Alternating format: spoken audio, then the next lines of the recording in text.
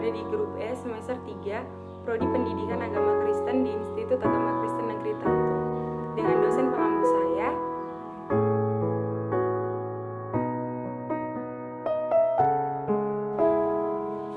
mata kuliah Sejarah Gereja Umum.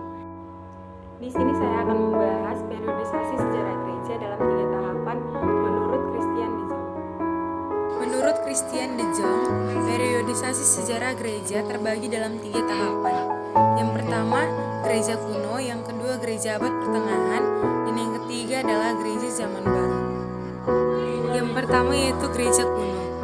Gereja lahir pada hari Pentakosta di Yerusalem. Untuk pertama kalinya orang disebut Kristen di Antiochia. Pada tahun 313 Masehi, Kaisar Konstantinus Agung mengeluarkan maklumat Edik Milano, suatu keputusan yang dikeluarkan yaitu toleransi dalam beragama. Kemudian muncullah bapak-bapak gereja yang awalnya adalah murid-murid Tuhan Yesus.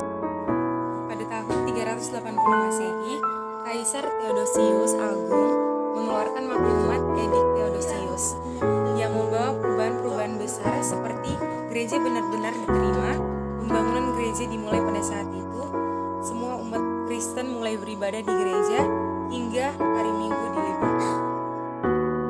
Yang kedua adalah abad pertengahan pada tahun 590 Masehi sampai 1517. Terdapat 3 tahapan. Yang pertama tahap awal, kedua tahap medium, hingga yang ketiga yaitu tahap akhir. Pada saat itu gereja berada di dalam zona nyaman, sehingga gereja mengalami penurunan. Yang pertama adalah standar hidup para imam memiliki hidup yang duniawi, demikian juga gereja, atau mengalami penyimpangan. Yang kedua, dari sisi ajaran terjadinya diferensiasi atau penurunan dari standar seharusnya. Contohnya adanya penjualan surat dosa dan berdoa untuk orang mati, yang kemudian menimbulkan perang salib.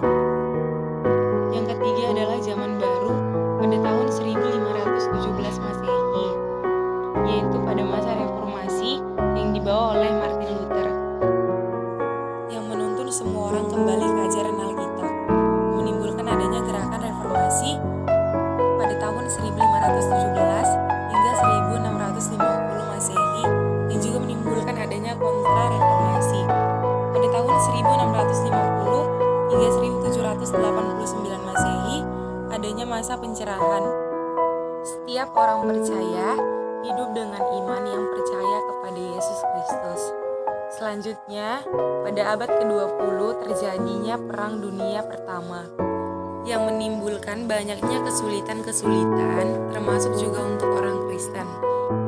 Kemudian terbentuklah periode masa kini.